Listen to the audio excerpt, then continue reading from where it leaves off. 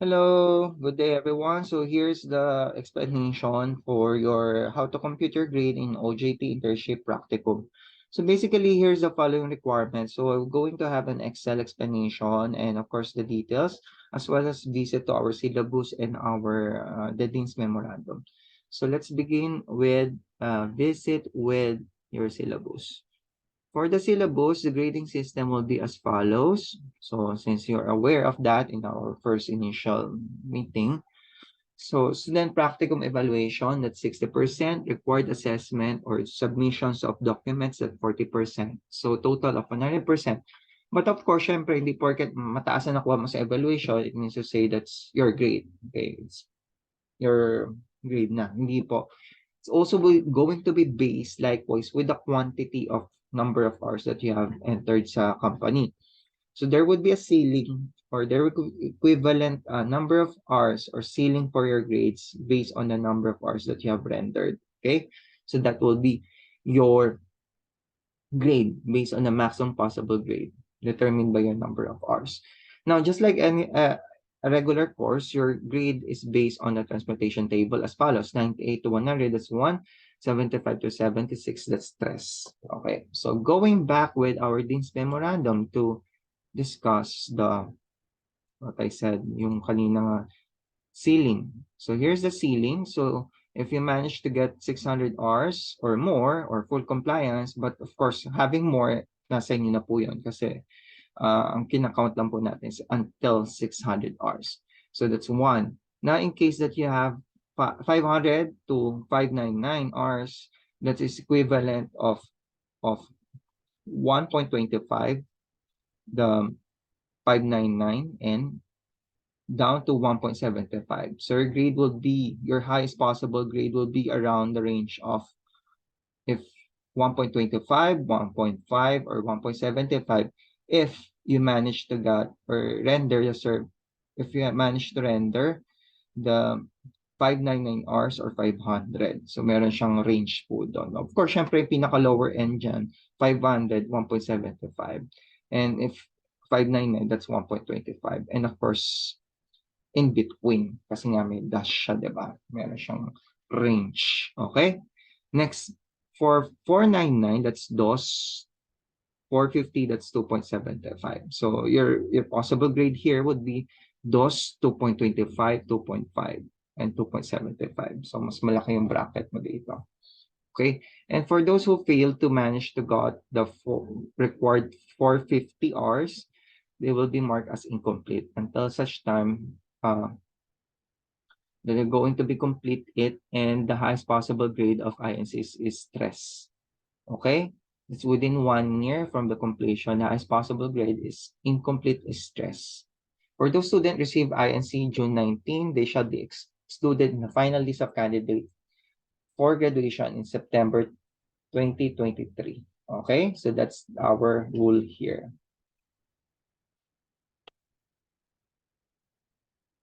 Now, going back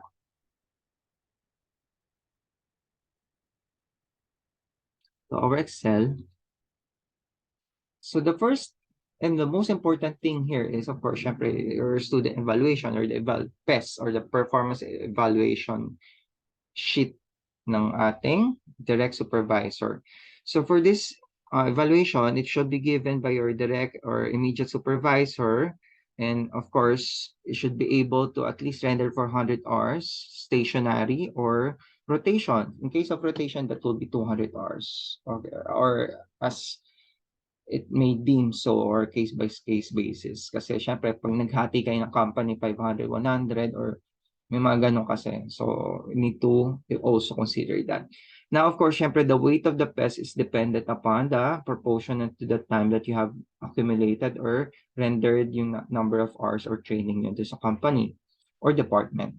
So, PES is evaluated either by the overall rating or the attributable average rating, whichever is the highest. So going back to our PES, ito yung ating sample ng PES natin. So this is a sample of our PES. So this is a performance evaluation for that person. So meron tayong range. So skill natin is 5, 4, 3, 2, 1. So if they rated you around 5, that equals 100. Pag 4.5, that's 96. Pwede rin verbal or mamili na lang sila dyan. Ako nang bahala mag-interpret niyan. Kasi pag excellent, that means to say 1 or 100, di ba? Ganun na siya. Okay? Verbal kasi siya. Okay? Now, let's say may overall rating ka na, yun na po yung gagamitin ko. Or if tingin ko mas mataas yung average niya, yun ang gagamitin ko, whichever is the highest, no? So, but normally, overall rating would be, tingin ko mas mataas yun kasi syempre hindi naman sila compute dyan. So, meron silang allowance normal. Okay? And also, I would like to check if your evaluation jives with your comment kasi baka mamaya hindi pala kayo yon or yung basa ko lang sa 5 tres. Okay? Syempre, kailangan mag-jive yan. Baka mamaya 3 pala yan, hindi pala siya 5. Okay? Yan. So, yun siya. Ito yung sinasabi kong attribute. So, basically, just add it, everything, and then divide it, equally divide it to the number of the response. Okay. Siyempre, pag walang sagot dyan, it means to say that will be 0. So, still you have to divide it. Okay. Okay. Next po. Let's go back with your Excel. For the Excel, recording naman tayo. For the Excel, let's say your score is 100. So that's equivalent of 5 or excellent in Word or the grade 100 itself. So weight niya po is 60 because 60% of your grade, the equivalent niya mathematical is 0.6. So 60 points. Okay, ito na po yung perfect kayo dyan. What if yung grade niyo, let's say, 90? Hindi, 54 lang siya. Baka nagkaganon kasi 90 times 0.6. Now, let's say my grade is, balik natin, is 4.7. Okay. Or let's say 3.7. Wala, 3.6. Wala naman pong mathematics, or wala naman pong equivalency na 3.6, diba? Meron po yan. So, madali lang po siyang gawa ng equivalency sa maintindihan natin or numerical or percentage terms. Divide niyo po yung 3.6 sa 5, multiply it by 50, plus 50, then you got 86. So your grade is 86, then you have to write it here, 86, and then the Excel will compute it as 51.6. So ganun lang po siya. Kadali. Now, let's say if your company nyo po is multiple po kayo, meaning to say dalawa po yung company nyo. Let's, for example, we have here 4.7 for 200 hours, and then we have 3.5 na evaluate ka, 400 hours po yun. So, of course, syempre, it will be unfair for me to evaluate you on 4.7 kahit ang na-render nyo lang is 200 hours. Likewise, hindi rin naman pwedeng 3.5 kayo kasi it will be unfair naman din sa inyo kasi mas mataas yung isa. So, syempre, hindi naman pwedeng pumili na lang ako dyan kung anong gusto ko. So, to have a basis or rationale here, of course, it will be divided proportion to the number of hours. So, for this case, that's 4.7. The 200, 400 hours, total of 600 hours, syempre meron tayong proportion na gagawin. So, 200 is 1/3 of the 600 hours. 400 is the 2/3 of 600 hours. So, mathematically, I can express it in decimal terms. So, para makuha nyo siya, just have to divide 200 / divide by the number of hours that you have rendered. In our case, that's 600, but if your case is 500, you have to divide it by 500. Okay? That's yung total number of hours rendered nyo kasi yun. Okay.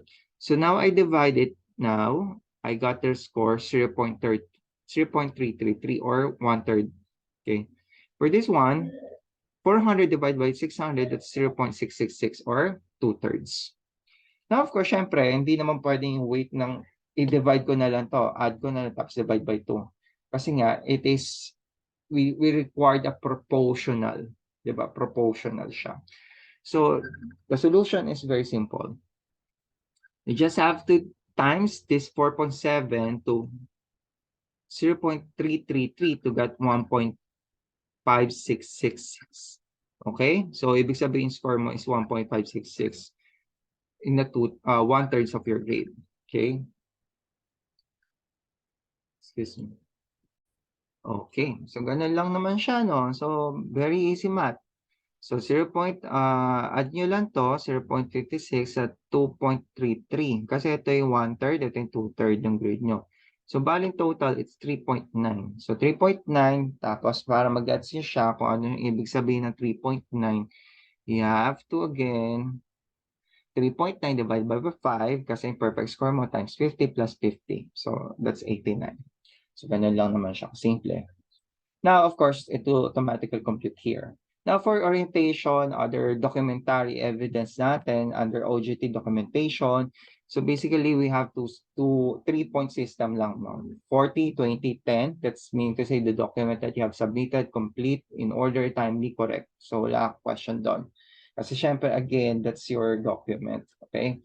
So ako, evaluate ko lang naman siya. Hindi ko naman trabaho i-evaluate uh, yung performance nyo sa company kasi that's the purpose why we have apprenticeship, no? I-evaluate kayo ng company employer mismo. Okay? For me, it's monitoring and then if meron kayo natututunan. Now, if it's incorrect and it's not complete, unjustified delay, and wrong, mali po talaga, that's 12, 6, and 3. For non-submission, that's 0. So basically, no-brainer naman to. Basically, add everything. So kung alam niyo naman yan, nagsubmit ba kayo? Hindi. So basically, we have records here. And then, now to get the perfect score, you have to have 260. Okay, 260 points. 260 points means you say you're going to get the 40% as 100. So 100 lang siya. So 100, weight niya sa 40% is 40, 0.4. Okay. Now, add nyo lang po yung 0.4 or yung ating documentation dun sa ating evaluation. So weight niya. Add the two weights, then it will result to the raw grade. Ang raw grade mo is 100. However, syempre, di ba, may quality, ito yung quality measure natin. And sa quantity, number of hours. So we have to compare it with your total number of hours. For example, that's 600. So meaning to say my ceiling is 100, flat 1. So my grade will be 100 and my CRS grade will be 1. Ganun na siya. Ganun na siya kasimple. What if kung yung aking number of hours ko is, let's say, 495. 495. Okay. So 495 according to our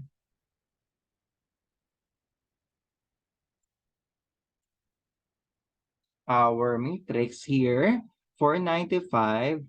Okay. It's the range is between 2 to 2.75.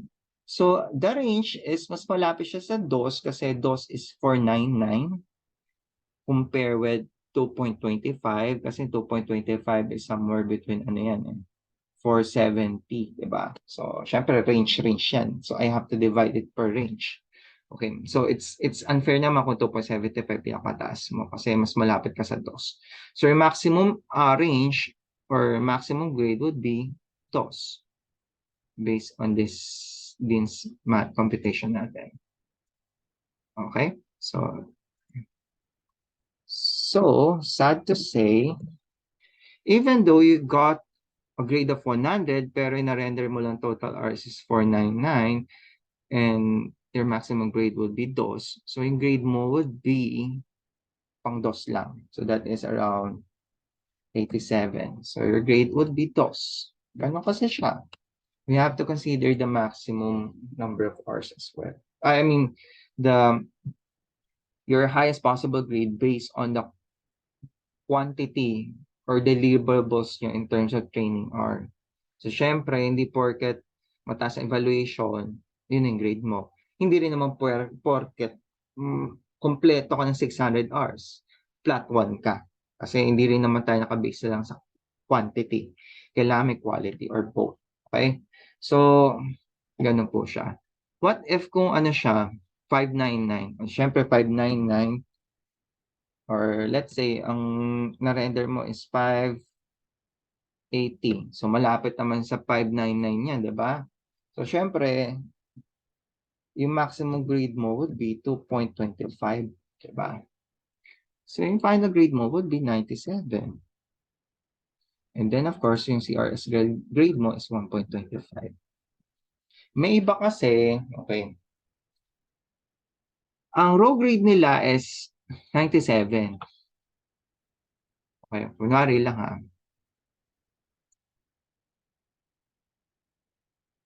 97. Tapos yung number of hours nila, sabihin mo 6 o 10. Sobra pa ng 10. Pero, di ba, wala naman extra grade yung 6 o 10 na yan. And the maximum possible grade is flat 1. That's the maximum possible grade. Hindi natin sinasabing yun ang grade mo. Maximum possible grade nga eh. Diba? So, your grade would be at 97 pa rin. Kasi, syempre, it's more of the quality. Okay? More of your evaluation. Balik ko lang ha. Baka mamaya Okay? Ganun lang siya kadali. Very easy. Let's say, ang grade nakuha mo sa evaluation, 95.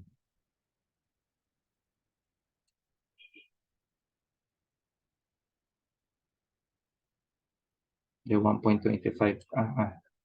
97 ka, 1.25 ka. Okay? So, that's it. Ganun lang siya. Okay? So, hope everything is clear. Ngayon, if you're in doubt, so we have a waiver naman dyan. So, pwede kayo mag-request for computation. However, syempre, kung whatever yung na-compute here would be the final one, no? Kasi syempre, pwede siyang tumaas or bumaba, but most likely, check it first before doing the waiver. Kasi syempre, mainam na rin makita nyo na. Kasi baka mamaya sayang din ang grade nyo. Okay? Thank you very much. Have a nice day.